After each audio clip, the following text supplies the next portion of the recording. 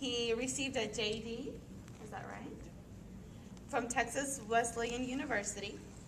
He owns Martinez Law Firm since 2007 until to presently. He focuses on bankruptcy, consumer and small business and real estate transactions, civil litigation, primarily collection, and workout agreements, criminal, state, and federal. Please help me welcome Mr. Alvaro Martinez. Let me just describe a little bit about what I'm going to talk about, who I am, and just some of the limitations of what I'm going to talk about. My name is Alvaro Martinez. All my friends call me Al. I grew up in West Texas. I grew up in Kermit. We've lived all over the place. My dad was a teacher, so we lived in South Texas, and then we moved to West Texas. I decided to go into law school because there were certain things that I wanted to do. I had an accounting degree from UTPB. I didn't want to start my career or didn't want to start life over. I worked my way through school, and then I decided to go to law school. I went to law school in Fort Worth, Texas, downtown Fort Worth. It was a great experience. I did have other opportunities to go other places. In the end, I am so glad I went there. It was a great experience. Some of the professors were my age. They were in their 30s. And I had a really good time. While I was at Wesleyan, I helped them start the International Business Society while I was there. We also, me and a couple of friends who were involved in tax and those types of things, helped start the Volunteer Income Tax Assistance Program. I did that 2 years while I was there. It's a great program. I also want to let you know that I am a board member of Casa de Amigos, and I do know they're having the Volunteer Income Tax Assistance. One of the things that I've done or haven't done since I've become a lawyer is, or an attorney, is that I no longer volunteer for volunteer income tax assistance, and it's a very selfish reason why I don't do it. I no longer face just normal liability if I help somebody do their taxes, no matter if they're very simple. People can sometimes look to me because if I give advice in a certain aspect, they can hold me legally responsible. So I've simply decided not to do that. I still do it for myself, which I think is getting a little bit beyond me. I'm looking for help with my taxes, especially since my wife is also in business for herself. And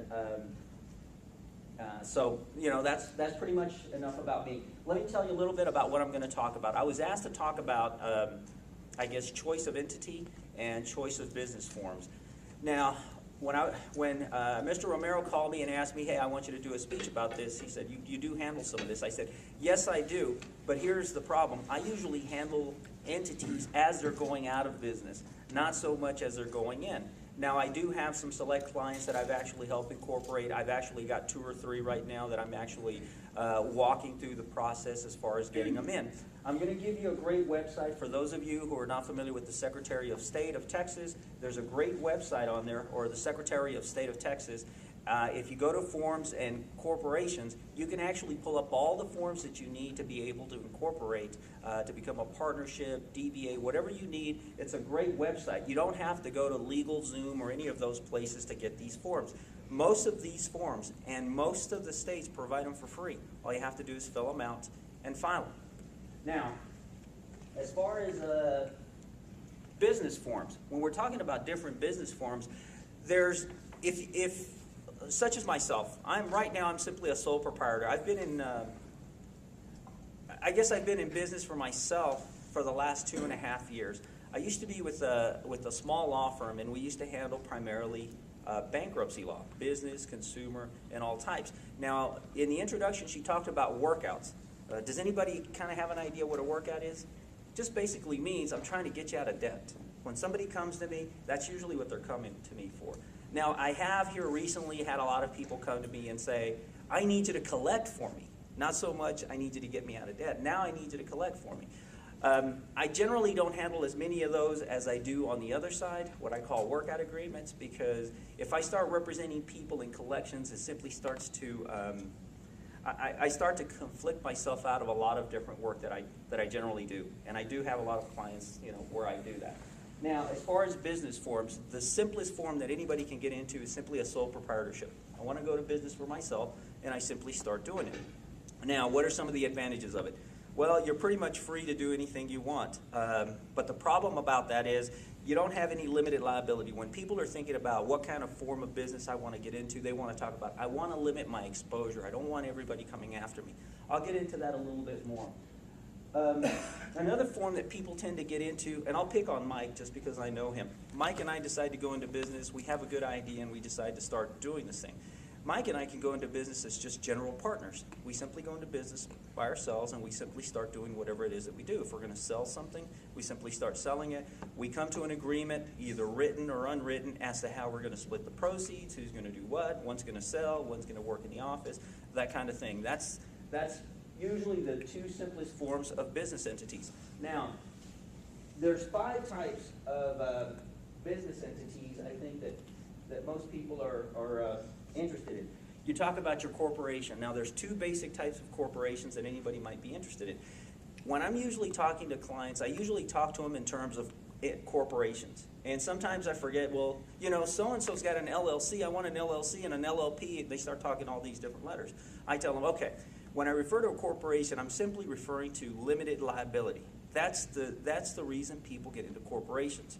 Now, most people don't want simply what's called a C corporation. And usually when they talk about these letters, these are the letters that are in the tax revenue code. So when someone's talking about, I want a C corporation or an S corporation, they're usually referring to something that's in the Internal Revenue Code.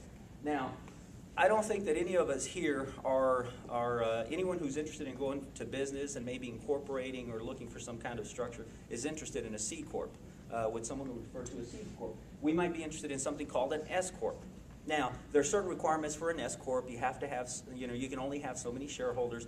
But the whole decision into going into one of these corporations is something called, well, the reason you do it is for 2 reasons. One is limited liability, and the other one is for tax structure. Now, many of you have someone that you actually work with as far as your taxes, whether it be your accountant, tax preparer, somebody to that extent.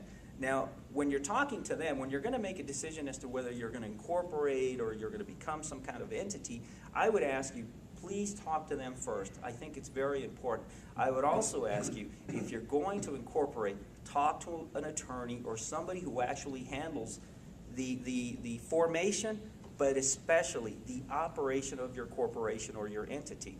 That's very important. Attorneys tend to look at things from the perspective of, I have to look at the bad things that can happen if you don't do these things. I tend to be very pessimistic sometimes, and when I'm talking about these things, people say, you're always talking about the bad stuff. Well, that's what I have to look at to determine, or at least to advise you as to what you should be doing, so that you don't get into these problems that may come up.